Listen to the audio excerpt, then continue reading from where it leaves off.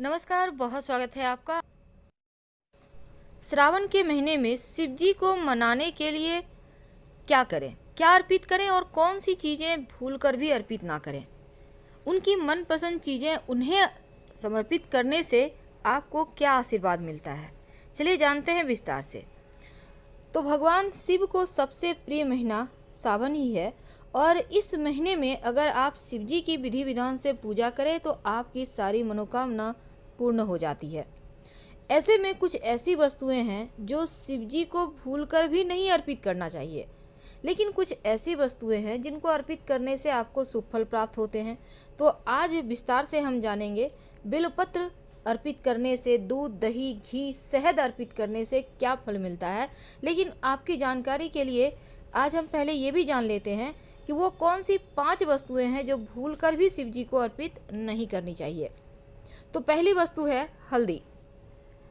कई बार पूजा पाठ में आप हल्दी का इस्तेमाल करते होंगे।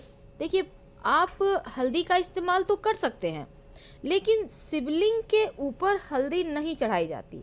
अगर आप शास्त्र की माने तो शिव जी पौरुष का प्रतीक है और हल्दी को सौंदर्य का प्रसाधन माना जाता है। हल्दी का संबंध श्री हरि और सौभाग्य से है, इसलिए शिव जी को नहीं चढ़ता। लेकिन अगर आप नीचे जो माँ पार्वती का हस्त कमल है, जिसको हम जहाँ पे का एरिया को कहते हैं जलहरी, यहाँ पर आप अर्पित कर दें तो उत्तम है। पर भगवान शंकर को हल्दी अर्पित करेंगे तो आपका चंद्रमा कमजोर हो जाएगा। दूसरी वस्तु है कुमकुम या सिंदूर, जिसको हम कहते हैं। तो सिंदूर भगवान शिव को अर्पित नहीं करना चाहिए। शिव पुराण में ऐसा करने की मनाही है, क्योंकि शिव पुराण में महादेव को विनाशक बताया गया है और इस वजह से सिंदूर या कुमकुम से भगवान की पूजा, शिव की पूजा नहीं की जाती। तीसरी वस्तु है तुलसी का पत्ता।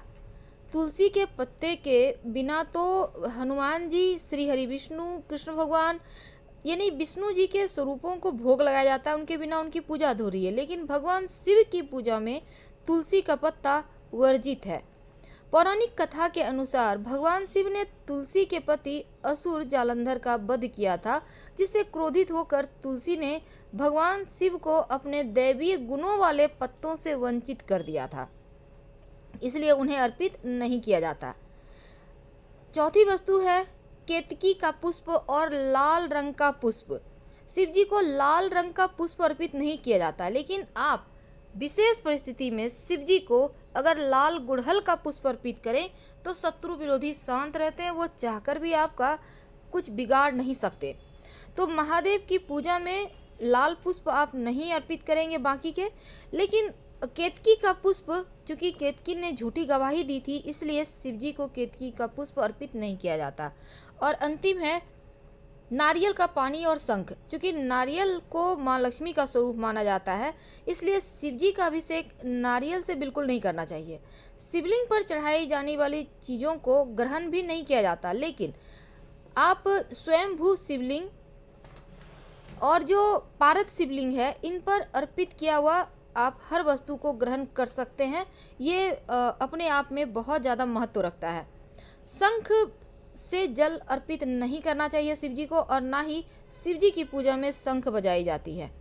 इस बात का ध्यान रखिएगा। चलिए जानते हैं शिव जी को मनाने के लिए जो आप उनकी प्रिय वस्तु अर्पित करेंगे तो कौन सी वस्तु अर्पित करने से क्या फल मिलेगा, नहीं अर्पित करना चाहिए। आइए हम आपको विस्तार से बतलाते हैं।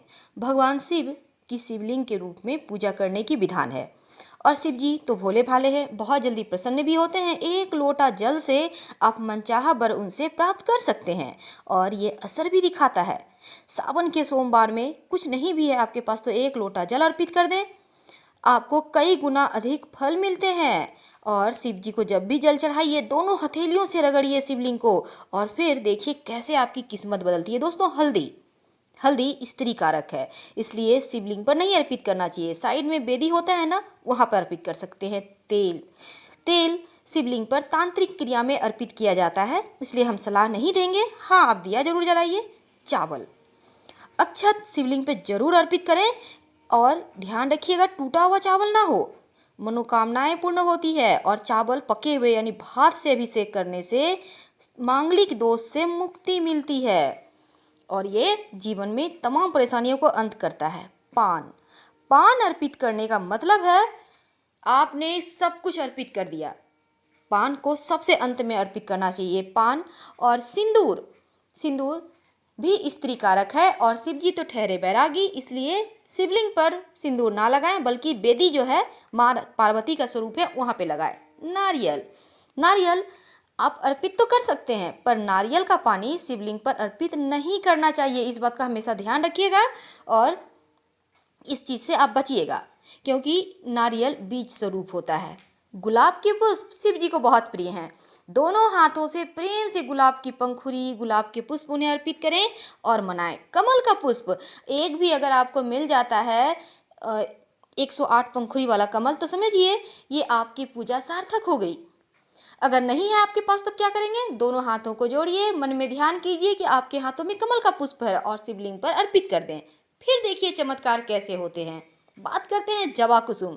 इसे बहुत जगह गुड़हल का पुष्प भी कहते हैं और इस पुष्प को अर्पित करने से शिवलिंग पर शत्रु बाधा नाश होता है।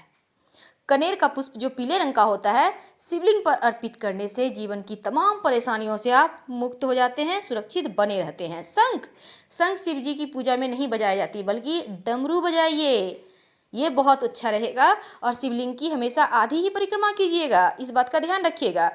तुलसी, तुलसी नहीं अर्पित किए जाते शिव जी की पूजा में। हाँ, आप मंजरी अर्पित कर सकते हैं, पर तुलसी भूल कर भी नहीं।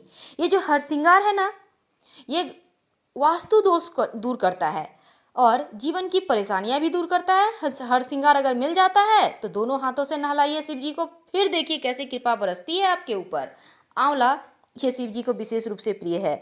आप आंवले को जरूर अर्पित करें। आपके जीवन में धन की कभी कमी होगी ही नहीं, धन धान्य से आपके घर भरे रहेंगे। शिव जी पर धतूरा अर्पित करने से संतान की समस्याएं दूर होती है। त्रिशूल, आप अगर सावन में किसी भी सोमवार के दिन एक त्रिशूल शिवलिंग पे, शिव जी के वहाँ पे अर्पित कराते हैं तो जीवन में शत्रु बाधा से मुक्ति मिलती है। मौली धागा, मौली धागा आप जरूर अर्पित कीजिए, ये बहुत ज़रूरी है जीवन में खुशियाँ प्राप्त करने के लिए। अब अगर हम बात करें नंदी की, तो भला नंदी के कान में बिना बोले हमारा मंत्र पूरा कैसे होगा? मनोकामना को पूर्ण करने के लिए नंदी के कान में अपनी मनोकामना जरूर कहें और नमः शिवाय का जप करें। नंदी हमेशा ही शिव जी तक आपकी जैसे भी आप मनोकामना उनसे कहें ना, एकदम सेम टू सेम पहुंचाएंगे। पान का पत्ता अर्पित करना है और पान के पत्ता पे रखिएगा क्या? 2 लौंग, 1 इलायची, थोड़ी सी मीठी चीज़ें जैसे बतासा है, मिश्री है, कुछ मिठाइयाँ हैं और फिर थोड़ा सा मौली धागा, साथ ही साथ एक सिक्का या फिर दक्षिणा रखना मत भूलिएगा, क्योंकि शिव जी की पूजा बिना दक्षिणा की पूरी नहीं होती है। आप अंत में पूजा वूजा करने के बाद दक्षिणा जरूर अर्पित कीजिए। दिया तो आपको जरूर जलाना है, घी का दिया जलाइए, रुई की 2 बातियां डालिए, क्रॉस करती हुई पर जलाइएगा, एक ही सिरा। तुलसी के पत्ते तो बिल्कुल भी नहीं अर्पित करना है, हमने पहले भी बताया। बात करते हैं जनेऊ की।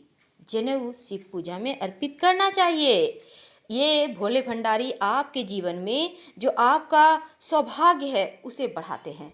फल के रूप में आप केला अर्पित करें, 2 केला जोड़ा में जब भी अर्पित करें, जोड़ा में 1, 5, 11 बिल्कुल भी नहीं, 2, 4, 6, 8 ऐसे करके अर्पित करें। और सेब में जितने मौसमी फल होते हैं, ऑरेंज है, एप्पल है, तमाम तरह के भी फल हैं बाजार में, सिर्फ नारियल का पानी अर्पित नहीं करना है, बाकी चीज़ें अर्पित कर सकते हैं। और शिवलिंग पर जो चीज़ आपने अर्पित कर दिया उसे प्रसाद के रूप में मत खाइएगा, इस बात का हमेशा ध्यान रखिए। हाँ, अलग से आपके थाली में कुछ है रखा हुआ, आप उसे ही प्रसाद के रूप में खाएं, क्योंकि आप देखते होंगे जितना भी बड़ा बड़ा शक्तिपीठ है, लोग क्या करते हैं, बाहर से प्रसाद खरीद कर लाते हैं। बेलपत्र जरूर अर्पित कीजिएगा, तमाम मनोकामनाओं को पूर्ण करने वाले